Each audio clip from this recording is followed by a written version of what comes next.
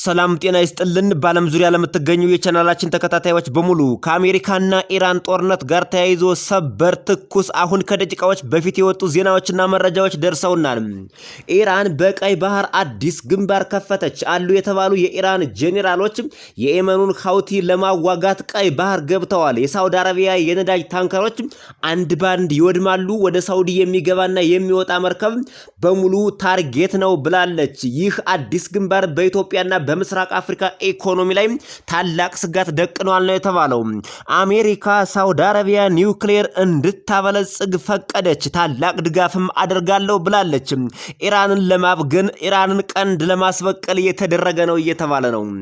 አሜሪካ የተሰዉ ወታደሮቿን ዛሬ በእንባ ቀበረች። ትራምፕ በቀብር ስነ ስርዓቱ ላይ ኢራን እነዚህን ወታደሮች ስለገደለች በብዙ የብዙ እጥፍ ዋጋ ተከፍላለች ሲሉ አስፈራርተዋል። እንዲሁም ኢራን አንድ የንግድ መርከብ በሄርሙዝ ላይ ለመምታት ከሞከረች እያንዳንዱ የኢራን ድልድይና የኤሌክትሪክ ኃይል ማመንጫ ሙሉ በሙሉ ይወድማል፣ ኢራንም ወደ ጨለማ ዘመን ትመለሳለች ብለዋል። የነዚህንና የሌሎችን ዝርዝር መረጃዎች የዩቲዩብ ቻናሉን ሰብስክራይብ አድርጋችሁ የደወል ምልክቷን በመጫን ብቻ በቀጥታ ከዩቲዩብ ቨርቴክስ እንድትከታተሉ በአክብሮት እየጋበዝኩ አሁን ወደ ዝርዝሩ አልፍ ያለው አብረን እንከታተለው። መልካም ቆይታ ተመኘን።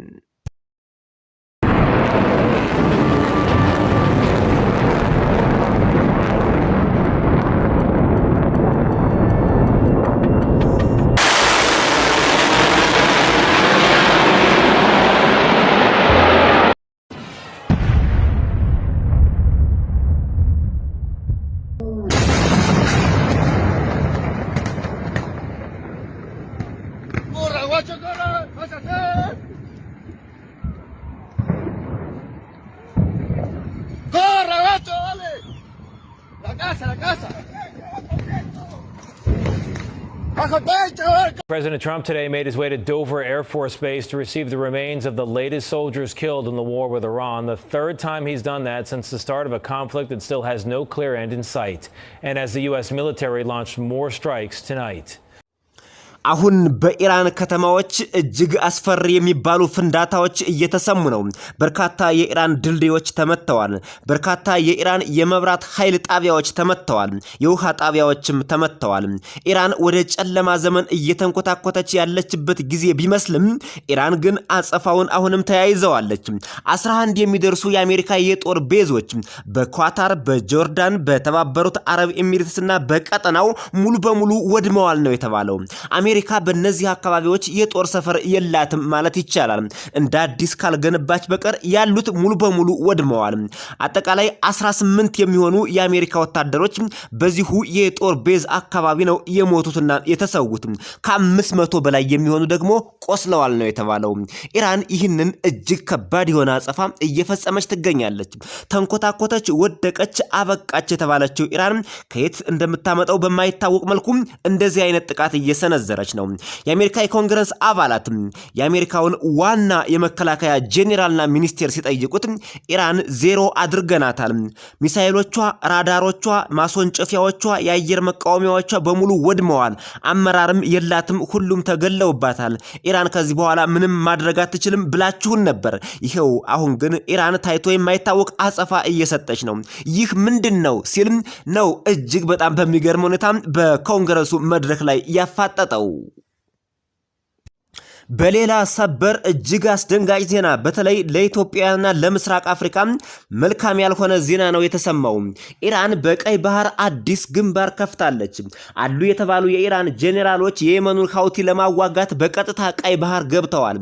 I want to go overseas now because America's military has launched now a 12 consecutive night of strikes on Iran as the Iranian-backed Houthis claim they have fired on 2 Saudi ships in the Red Sea. Let's go to Washington correspondent Jonathan Kersley now. This conflict is only widening now, Jono.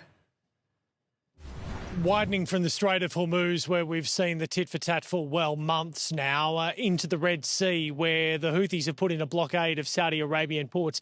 This was the warning that came through the UK Maritime Office around about an hour or so ago. It said that the master of a tanker reports being struck by an unknown projectile, which has caused a fire on board. Crew are currently fighting. There are no reported casualties or environmental impact. We now know that the Houthis are claiming responsibility for attacks on 2 vessels in this area. area. It is an area that is responsible for some 5 to 7% of global shipping. So it adds to the concerns we've seen with the Strait of Hormuz. Iran-backed Houthi terrorists from Yemen say they have targeted Saudi oil tankers that violated their naval blockade. Chief International Correspondent Steve Harrigan is in Tel Aviv tonight with the latest on that. Good evening, Steve.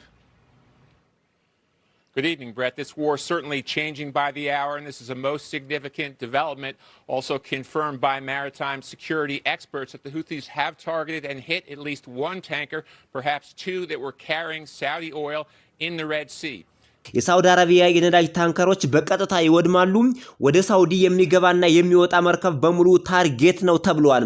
በኢትዮጵያና በምስራቅ አፍሪካ ላይ ይህ ጉዳይ እጅግ አስደንጋጭ ከባድ ፈተናን ደቅነዋል። በመካከለኛው ምስራቅ ያለው ግጭት ወደ ባህር ኃይል ቀውስ በማደጉ የተነሳ በየመን የሚገኙና በኢራን ድጋፍ የሚደረግላቸው የሃውቲ አማጽያን በደቡባዊ ቀይ ባህር ውስጥ ሁለት የሳውዲ አረቢያ የነዳጅ ታንከሮች ላይ የሚሳኤልና የድሮን ጥቃት በቀጥታ አድርሰዋል።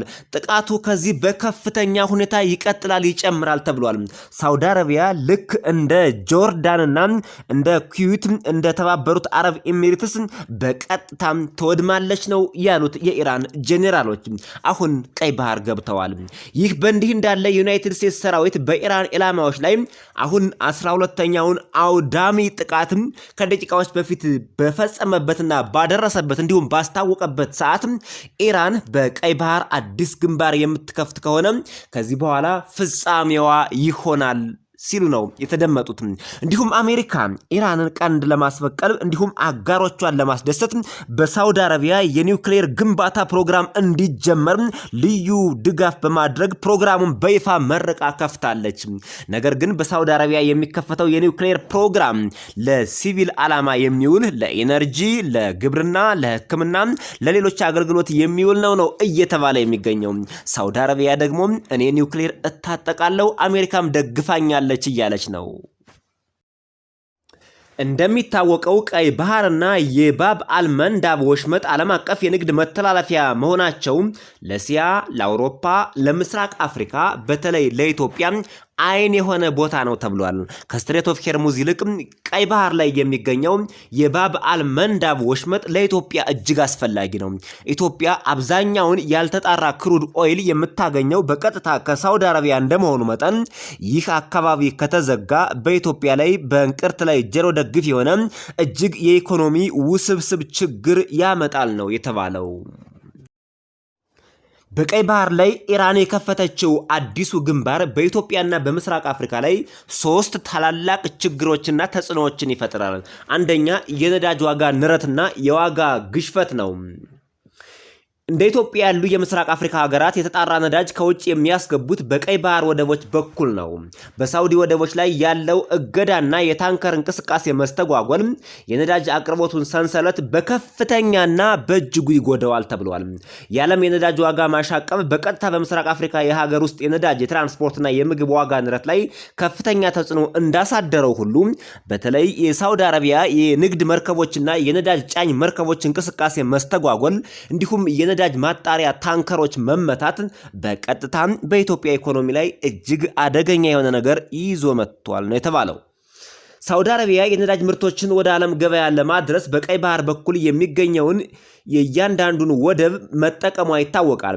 የሃውቲ አማጽያን በሳውዲ ታንከሮች ላይ የሚሰነዝረው ጥቃት ይህንን አማራጭ የነዳጅ ማስተላለፊያ መስመር ሙሉ በሙሉ ይዘጋዋል። የሳውዲ የነዳጅ ማስተላለፊያ መስተጓጎል ደግሞ ሁለተኛው ተጽዕኖ ነው። ሶስተኛው የባህር ደህንነት ስጋት ይኖራል ነው። የቀይ ባህር ጂኦፖለቲካዊ ውጥረት የምስራቅ አፍሪካን የባህር ጠረፍ ደህንነት፣ የወደብ ስራዎችና ዓለም አቀፍ የመርከብ እንቅስቃሴ አደጋ ላይ ይጥለዋል ተብሏል። መርከቦች አፍሪካን ዙረው በደቡብ አፍሪካ ኬፕ ኦፍ ጉድ አካባቢ እንዲጓዙና ይህም ችግር እያንዳንዱ መርከብ በትንሹ ከ20 ቀን በላይ እንዲዘገይ ያደርገዋል። በቀይ ባህር በኩል ቢጓዝ ግን በተለይ ደግሞ የባብ አልመንዳብ ወሽመጥ በዚህ በኩል ቢያልፍ ግን ከ5 እስከ 6 የሚደርሱት መርከቦች አሁን እስከ 20 ቀን ይፈጅባቸዋል ተብሏል። የጉዞው ጊዜ በረዘመ ቁጥር በእያንዳንዱ አካባቢ መርከቦች የሚከፍሉት ቀረጽ እንዲሁም የጊዜ ርዝማኔ በዓለም የነዳጅና የሸቀጥ እንዲሁም የምግብ ዋጋ ላይ ከፍተኛ ጭማሪ ያመጣል ነው የተባለው። አሜሪካ በኢራን የተገደሉ ወታደሮቿን ከፍ ባለና ሞቅ ደመቅ ባለም በብሔራዊ ስነ ስርዓት በዛሬው ዕለት ቀበረች። በአጠቃላይ 4 ወታደሮች በአሁኑ ዙር ኦፕሬሽን በኢራን ተገለዋል። President Trump today made his way to Dover Air Force Base to receive the remains of the latest soldiers killed in the war with Iran, the third time he's done that since the start of a conflict that still has no clear end in sight, and as the U.S. military launched more strikes tonight. Here's senior White House correspondent Weijia Zhang. In a somber ceremony at Dover Air Force Base, 4 American soldiers who were killed in the past week returned to U.S. soil, including 19-year-old Private Isabella Gonzalez from Carrollton, Texas. Zuleika Acosta was her best friend. A new threat, warning every time Iran shoots at a ship in the Strait of Hormuz, the U.S. will bomb and destroy one bridge or power plant. ፕሬዚዳንት ትራምፕ ለተገደሉ ወታደሮቻችን ካሳ እንዲሆን እጅግ ታይቶ የማይታወቅ ኦፕሬሽን በኢራን ላይ እያደረግን ነው፣ ልዩ የተመረጡ ቦታዎችም ይመታሉ ብለዋል። የአሁኑ ዙር ኦፕሬሽን ደግሞ በተለይ 12ኛው ዙር ማለት ነው የተገደሉ ወታደሮችን ለማሰብ የማደርገው ነው ብላለች አሜሪካ እንግዲህ በአጠቃላይ በድምሩ ማለት ነው 18 ወታደሮች በኢራን ጦርነት ተገለውባታል። ከ500 በላይ የሚሆኑ ቆስለዋል። በእርግጥ 18 ወታደር ማለት ቁጥሩ በጣም ትንሽ ነው። በዚህ ዓለም አቀፍ ጦርነት እጅግ አውዳሚ በሚመስልና አስደንጋጭ በሚመስል ጦርነት 18 የአሜሪካ ወታደሮች ብቻ መሞት ማለት ቁጥሩ በጣም ዝቅተኛ ነው። ለአሜሪካ ግን እንደ ትልቅ ቁጥር እንደ ትልቅ ጥቃት ተቆጥሯል። በአሜሪካውያን ዘንድ ታላቅ ቁጭትን ፈጥሯል ነው የተባለው። በኢራን በኩል ስንመለከተው ግን በጣም ከፍተኛ የሚባሉ አሉ የተባሉ እንቁ ሰዎች መተኪያ የሌላቸው አያቶላሁ አሊ ካሚኒን ጨምሮ የጦር ጠበብቶች፣ የኒውክሌር መሐንዲሶች እንዲሁም የኢራን ቁልፍ ሰዎች ናቸው የተገደሉት። የተራው ወታደር ግድያ በኢራን በኩል ምንም ዋጋ አይሰጠውም ማለት ይቻላል። እነዚህ ቁልፍ የሆኑ ሰዎች ስለተገደሉ ማለት ነው። የተከበራችሁ አድማጭ ተመልካቾቻችን ለዛሬ ከአሜሪካ ኢራን ጦርነት ጋር ተያይዞ አሁን ከደቂቃዎች በፊት የወጡ ትኩስ ሰበር መረጃዎች እነዚህ ናቸው። በሌሎች ዜናዎችና መረጃዎች በድጋሚ እስከምንገናኝ ኢትዮቨርቴክስን ሰብስክራይብ አድርጋችሁ ጠብቁን።